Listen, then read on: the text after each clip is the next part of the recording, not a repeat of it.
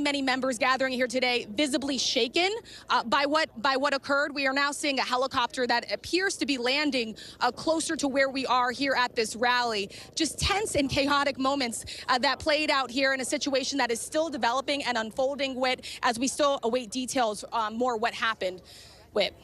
Rachel Scott Forrest, thank you so much. I do want to ask you quickly before I let you go here. You've been to so many of these different Trump rallies over the years.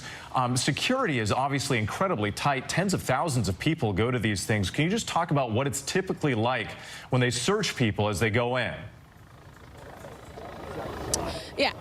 Absolutely, Whit. So in order to get into a rally with the former president, you do have to go through a Secret Service check. So you walk through a metal detector, similar to what you would walk through if you were at the airport, if you were about to board a flight. You are searched by Secret Service through a metal detector. Secret Service then goes through your bag as well to make sure that you do not have any items that are barred.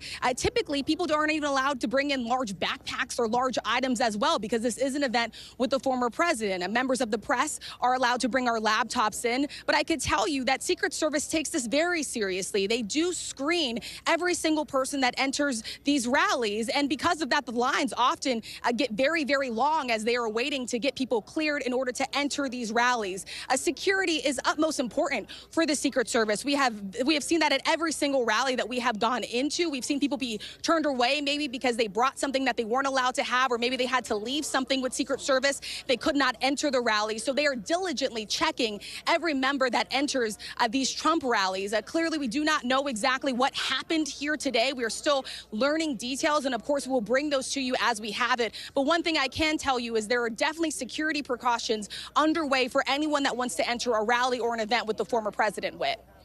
Stand by for us. I do want to point out this photograph right here that we've been showing with former President Donald Trump pumping his fist. If you look closely, there does also appear to be some blood trickling down over his right ear. Again, we don't have confirmation on exactly what happened. We're waiting for more information from officials. But there is that photograph, and you see the former president's face right there as Secret Service escorted him off the stage, off the podium, into the back of a SUV, and then out of the area. And you see him, as the incident happened, reaching for his right ear. Let's bring in John Karl, our chief Washington correspondent, if we can get back to him. He's in Milwaukee, the site of the Republican National Convention. And John, I understand you were with Republican Party officials as this event unfolded. I was on the floor here of the convention where they're preparing. This is the site where Donald Trump is to officially become the Republican nominee next week. The convention set to start on Monday. I was actually with the chairman of the Republican Party, Michael Whatley, as this news happened of the shots ringing out, and he very quickly rushed off, took a phone call, very hurriedly rushed off the floor. Obviously, a shocking development. All right, John, thank you. I do want to go back to Rachel Scott, still on the scene, but I understand they're escorting the rest of the media and everyone out of the area. Rachel, what more can you tell us? Yes, and we will join you once again when we get out of this area. Right now, Secret Service has told everyone in this area that they do need to leave. We can only take what we can carry. Everything else sort of needs to be left behind. They're closing off this area that you're seeing. I'm gonna get off the air now and escort out, and I will get back on with you when I can, Whit. All right, Rachel, thank you again for your reporting, and we're so glad that you and the rest of the team are safe. Again, this is that video. This is that moment. Former President Trump pumping his fist to the cheers of the crowd there in Butler, Pennsylvania. I do want to mention again, because this was all coming at an event in Pennsylvania that was supposed to come before the Republican National Convention. All eyes on the former president about his potential running mate. That decision was expected any day now, and we're hearing from some of these hopefuls. VP hopeful Senator J.D. Vance took to X calling for people to pray for Trump and everyone at the rally. He says, quote, "Everyone join me in praying for our President Trump and everyone there. I hope everyone is okay." We also heard from Florida Senator Marco Rubio, who is also on the short list to be a potential running mate. He tweeted, quote, "Praying for President Trump and all those attending the rally in Pennsylvania today." Let's go back to John Karl in Milwaukee. John, we're still getting some of these photographs coming in. Are you getting any more information about what actually happened? No more information on what happened. I can tell you that officials here are scrambling to find out more. You mentioned that this comes as Trump is preparing. I mean, the event there in Pennsylvania was to be the event leading into the convention. What was happening just moments before this news broke out was officials scrambling to try to gauge what former President Trump's timing would be into announcing his running mate, with a bit of a scramble that he might do it, in fact, at that event in Pennsylvania. Look, we've now heard, you mentioned hearing from J.D. Vance, hearing from Marco Rubio. We've also heard from Doug Burgum. So we've officially heard from all three of the people who were just with Donald Trump, waiting to hear his final decision about which one of them will be his running mate, all going to X to say that they are praying, for former President Trump and for everybody at the rally, but not knowing what actually has happened, not knowing, what has actually happened besides what we saw there in that incredibly horrifying video, hearing shots fired and former President Trump being brought down by Secret Service agents. All right, John, stand by for us. We are getting some reportable information here from our producer, Josh Margolin. He is saying that the Secret Service is assessing. They have not confirmed it was actual shots or any kind. Unclear where what appeared to be blood in that photograph is coming from. So if we show that photograph again, this was sort of the close-up of former President Trump as he was being escorted off the stage. There it is. Again, it appears to be blood, but we cannot say for sure exactly what happened, if that came from a shot fired, which we don't know, or if it came from when he was tackled to the ground. But we did see the former president reach for his right ear as the chaos unfolded at that event in Pennsylvania. Once again, this was supposed to come right before the announcement for his potential running mate pick. Many people were watching this event very closely to see what would happen. Would he give any hints? Would there be any teases about, who he might choose to be his running mate as we head towards Election Day? Again, all of that stopped abruptly by this chaotic moment at this rally in Pennsylvania. Let's bring in John Santucci, our investigative reporter. And John, you have very close contacts with the Trump family. What reaction are you getting from them? What are they saying about what happened tonight? Whit, it is absolute panic within Donald Trump's inner circle right now, frankly, Whit, because the lack of information. As you mentioned right there to our viewers, Donald Trump has spent much of the weekend talking to potential vice presidential picks. Much of his family is not with the former president right now. But I can tell you, from speaking to at least the president's eldest son, Donald Trump Jr., they do not know what has happened at Pennsylvania, and they are trying to find information. And that image, Whit, I can tell you multiple sources are telling me it has caused a great deal of panic. Obviously, as you mentioned, ABC News does not know exactly what happened at the rally, but that image of what appears to be blood running down the president's face has caused significant alarm. And look, we should note, Whit, that, Donald Trump, for many years when he was campaigning, I know in 2016, from his first campaign for the White House, always took extra precautions, has talked so greatly about the Secret Service, feeling protected, having them around him. When he, of course, started his campaign before Secret Service protection, if we reported at the time, Donald Trump wore a bulletproof vest. He was very, very cautious about his safety. So I think just the fact right now that there is this panic right now in Trump world because of that lack of information. I think as we are telling our viewers, we are trying to figure out in real time. It seems as though the president's inner circle, much of which, again, I should stress, is not with him in Pennsylvania. They are over in Milwaukee or making their way to the site of the convention, which, as you well know, beginning in less than 48 hours. And John, also, as you know, and you've talked about over the years, Donald Trump thrives on these massive rallies. This is a hallmark of his campaigns, and it's been that way for years. The more the merrier. I mean, he'll pack tens of thousands of people into a venue, and I've been to them before. You've been to many of them. Security is extremely tight. It is hard to imagine, something like this playing out at an event like that. Talk about some of the security precautions that you're aware of at events like this one. I went to every rally Donald Trump held in 2015 and 2016. I know Rachel is on the ground right now for ABC at this event, but I can tell you from any one of these rallies, Secret Service is intense. Everybody is going through a magnetometer. Think about when you go to the airport. Anybody that has a bag, your bag is inspected.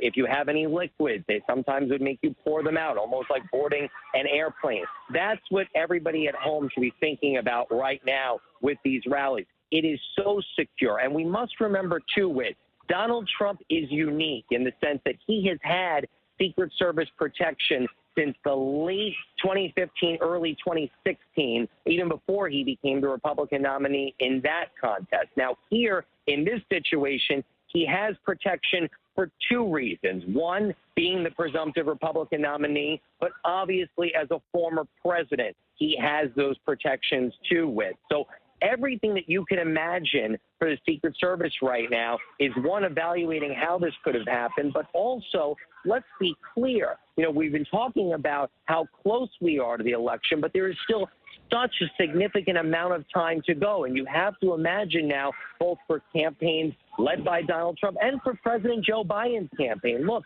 these are events that both men have to be doing consistently for the next several weeks and months leading up to November. You have to imagine, as tight as security is at these events already, this is going to cause a massive reevaluation with. All right, John Santucci for us. Thank you so much. I do want to go back to Rachel Scott because Rachel was inside the venue. She was reporting for us right here on World News Tonight. Then we got the reports of this incident. Rachel stayed with us for a while and then was escorted outside the venue. Forgive me one more time. My producer's talking in my ear. What was that? We do have a statement from the Trump campaign right now. Bear with me. I'm seeing this for the first time.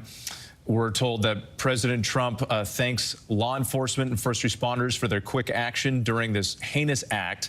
He is fine and being checked out at a local medical facility. More details will follow. Again, that's from a Trump spokesperson. If we can go back to Rachel Scott. Rachel, I think you've been escorted outside. What are you seeing right now? We're still in the process of actually making our way outside of this rally. At these rallies, there's so many people that oftentimes we don't get enough cell phone signal. And so now we have moved past one perimeter and one area.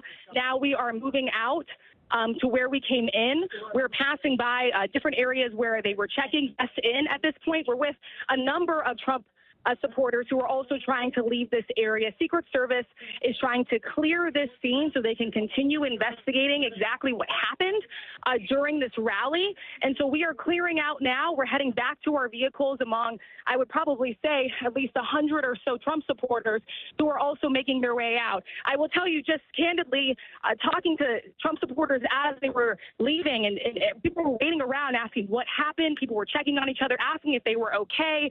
You did have people that dove to the floor, that shielded themselves, put their hands over their head, were trying to cover their loved ones when they heard those popping noises. And so people were visibly shaken up. So it's understandable that some of the people wanted to hang back a little bit just to gather themselves before they eventually moved out. So Secret Service now pushing all of these people back toward their vehicles right now to completely clear this area. And still just a very chaotic scene that is still playing out here just right where the former president's rally was. All right, Rachel, thank you. Let's go back to John Carl again in Milwaukee ahead of the Republican National Convention. But, John, you also have a statement from the Secret Service here with just a little bit more detail about what may have happened. A little bit. This is a statement from the spokesperson for the Secret Service saying an incident occurred the evening of July 13th at a Trump rally in Pennsylvania. The Secret Service has implemented protective measures, and the former president is safe. The former president is safe. This is now an active Secret Service investigation, and further information will be released when it's available. So we have now the word from a Trump campaign spokesperson and from the Secret Service that Donald Trump is okay. But let me tell you, this is exactly the type of incident that has had the Secret Service worried for a long time. The threat environment, as we heard in an interview with the head of the Secret Service just a short while ago on This Week, the threat environment is as bad as it has been.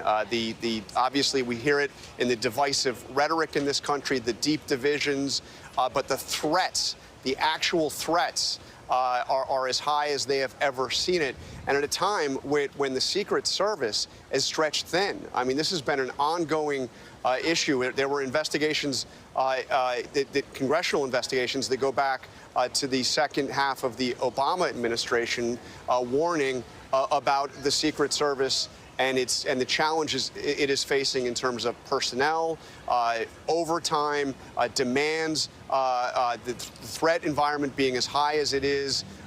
So this is the kind of thing that frankly, security personnel, Secret Service has been worried about with every public event that happens in this campaign. Not just the Trump rallies, the events involving family, and the events involving the current president of the United States, President Biden. And John, and it's not just the Secret Service when it comes to these events, and you can see it as we're looking at some of this video play out. You have the Secret Service crowding around the former president, obviously like a human shield protecting him. But then you have law enforcement officers from different agencies. We see some in tactical gear that are always at these events ready to go, and how they're responding. And it just really highlights the chaos of the moment as these officers with long guns on the stage are looking around, pointing the guns out into the crowd, not knowing what's going on. And to your point, you've reported on this, I mean, going back to January 6th and beyond, this idea that the threat level is so heightened right now in this country with the division and polarization that we're seeing politically. And we're still getting more information in, and we have heard now from the White House poll that President Biden has received an initial briefing on exactly what happened, or at least what they've learned about what happened there in Pennsylvania. But yes, you pointed out the Secret Service takes the lead in terms of protecting the president, protecting the president's family, in this case, the former president and the former president's family. But they have to coordinate with a whole range of law enforcement, and it's a very, tricky. It's a very difficult environment. But those Secret Service agents, I've gotten to know them over my years in covering the White House, gotten to know them so well. They take very seriously their duty, and as you know, it's not a cliche. It is the ethic that drives their work, that they are there to take a bullet for the president. They are there to protect the president at all costs. They are there to do whatever they can. So when you see, now we don't know if there were shots fired, what it was, but their job is to get between the president and the danger. And that's what you saw take place on live television there in Pennsylvania. John, thank you. Let's go to the White House and bring back Mary Alice Parks. You mentioned that President Biden has been briefed on the incident. Mary Alice, what more can you tell us? Yeah, when I just got off the phone with a spokesperson for the National Security Council, of course, they are worried about this as a national security incident. We know that the president now has been briefed. He was leaving church, but is now back at his residence there in Delaware. We can say that, of course, he is tracking this with his senior advisors that are traveling with him. They are trying to learn what happened, too. They are, of course, in touch with their Secret Service agents, the Secret Service, and like John Carl was just saying, we now officially know that the president has been briefed and is tracking this closely. It was, we haven't been able to get a formal statement beyond that at this point, but I expect we will pretty soon, not only from the White House, but likely from the Biden campaign. Mary Alice, thanks. And just a reminder to our viewers here, if you are just joining us and you're seeing this video play out, all of this happening at a rally for former President Trump in Butler, Pennsylvania.